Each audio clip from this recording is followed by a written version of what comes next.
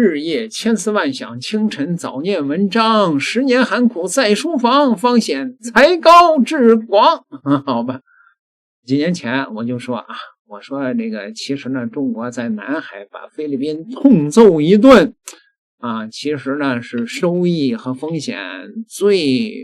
可以说收益风险比最大的地方嘛啊。其实南海由于台海这个策略，我说了很多年了，是吧？可是呢，有很多人不同意啊，必须先把台湾给解决掉。你看最近朋友们，最近有一个强烈的信号，我感觉啊，中国已经决定采用我这个野生国师的策略了，先动南海，然后再解决台海。最近就要把菲律宾给痛揍一顿。那位说你有什么证据啊？各位啊，那个中国政府的网站上刚刚放出了2位烈士的信息，这2位烈士就是去年8月份吧，在南海撞船的时候的2位烈士，到现在是去年8月份到现在才放出来。这个意味，诸位你们想到了吗？这2位战士当时在这个中国的海警船的船头撞上了中国的军舰，这2位烈士不幸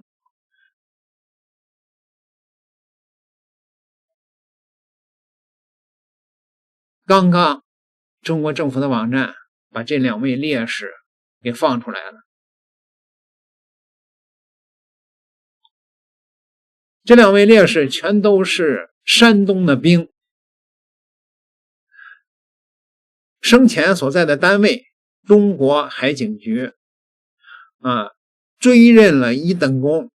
是2025年8月11号在南海执行任务的时候，安葬地点是在山东济南的烈士陵园。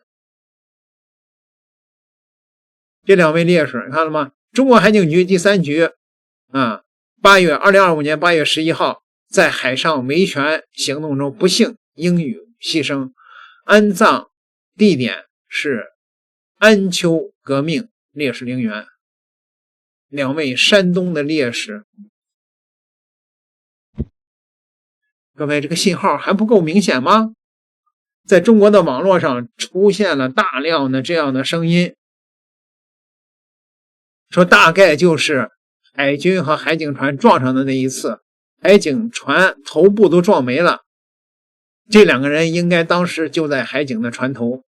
我们对敌方采取了什么措施及后续行动啊？不能让烈士的血白流啊！全都是敦促中国政府报仇的声音。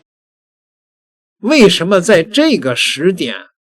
把2位烈士放了出来啊？中国讲究师出有名，痛打菲律宾之前先得造舆论。各位你们同意我的看法吗？有人说为什么你老让打菲律宾呢？难道那不是个昏招吗？今天我就给你掰开了揉碎了讲一讲。美国参众两院的军事委员会表决通过了2027财年的国防授权法案，显著强化了美国在印太地区，特别是针对中国的战略部署。这个法案首次授权美国国防部为台湾量身打造专属的战争储备存量计划，升级第1岛链安全合作倡议，并首次将菲律宾正式纳入了防御受援的框架。这就说明了2点：一是美国呢势必要把台湾打造成一个火药桶，势必要把那个台湾呢变成亚洲的乌克兰；二是呢对中国从台海单一战线的对抗转变为西太平洋的全域封锁。具体而言，就是台湾的地理位置决定了，只要台海爆发战争，一旦封锁全岛，外界的军事援助将无法按时抵达台湾。而美国兰德公司曾在一份报告中提出，如果台海爆发冲突，美军可能需要90天才能在东亚集结足够的军力进行干预。因此呢，台湾军队能否在没有美军及时支援的情况下，依靠自身的力量撑过这90天，极为关键。于是就想着在战争爆发前提前将足量的弹药运往台湾，并设立战时的弹药储备库，大幅提升台海冲突的烈度与持续时间，将代理人战争进行到底，并且为美军的军事介入呢提供时间。该法案呢，将原有的台湾安全合作倡议正式更名为第一岛链安全合作倡议，一词儿之变，标志着美国从被动协防台湾转向全链条的区域拒止的作战准备。美军对华的军事挑衅进入了一个新阶段，美国将菲律宾正式纳入框架体系，便是要利用菲律宾的地理优势，与日本关岛形成一个死亡的三角。这张图大家仔细看看啊，死死的卡住巴士海峡这一解放军海军的走向深蓝的战略水道，一旦有事儿，台湾在前面冲锋火并，日菲两地的储备物资、雷达信号甚至火力单元将与台湾实现互联互通，一南一北提供支援，美国坐镇关岛予以策应，于是形成了一条针对大陆的完整的绞杀链。此计的歹毒之处就是要把台湾设定为主战场，让大陆火拼台湾，美日菲在后边推动策应，无论胜负，台湾必定变成焦土，民族感情彻底撕裂，即使最终统一，战争的创伤留下永久的隐患，战后台湾重建的天文数字也全部由中国人买单。对于美日菲来说，这是稳赚不赔的买卖，对于中国来说，这是不得不跳的陷阱。果真如此吗？我看未必啊。战争的主战场到底在哪里？不是由美日菲说了算的，而是由中国说了算的。谁说的要解决台湾问题，主战场一定要设在台湾呢？一旦到了非打不可的时候，中国不是要先打台湾，而是要先打菲律宾，把菲律宾打残，这个三脚架也就散了。只要大陆的一发炮弹都不落到台湾岛上，台湾绝对不会上赶着对大陆开第一枪。同样的道理，大陆的一发炮弹不落在日本身上，日本也绝对不会上赶着对大陆开第一枪。当然，什么事情都不能想得太绝对，万一他们真的对大陆开枪怎么办啊？若真到了那一步，还是要先打菲律宾。俗话说，伤其十指不如断其一指，与其多线作战，不如彻底解决一线战斗，然后再集中兵力突破另一战线。台湾里的瓶瓶罐罐都是自己家里的东西，打烂了得自己赔。因此呢，中国要利用当前拿回台东海海域管辖权的有利条件下，加大巡查检查力度，从即日起将所有的援台的武器一律堵在台湾岛之外，将美国在台湾设立的战时弹药储备库的部署成为泡影，而在与台湾的战斗中，对台岛的打击应以点到为止为主，不能往死里打。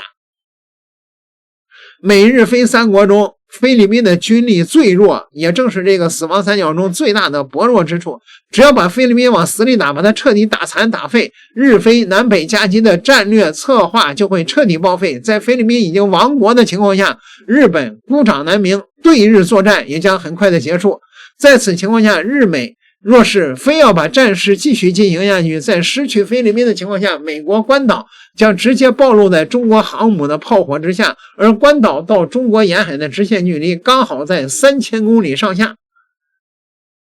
中国早就公开过东风26这款导弹的射程能达到3000到4000公里，这就是关岛快递的这个外号的由来。在美伊战争中，伊朗声称击中了美国的航母，虽然美国并未承认，不过若是中美战争发生的话，摧毁美国的航母，中国应该是不在话下。在东风26的打击下，关岛也将变成废墟。如此高昂的军事代价不用中国继续，美国国内的民众就会为这场战争按下暂停键。至于对日作战那么有人说日本如果敢插手的话，那就灭其国毁其族，新仇旧恨一块算。有人认为美国军事推演与中国作战胜率微乎其微，再从美伊战争的局势来看，中美应该不会开战了。如果是这样，那最好，但是中国不能掉以轻心，麻痹大意，不能把希望寄托在中美不会开战的假设上，而应该寄托在中美一旦开战，如何打赢这场战争的准备上。要永远记住一句话，望战必危。各位明白了吗？先打菲律宾的原因就在于此，你们同意吗？点个订阅，咱们下期再聊。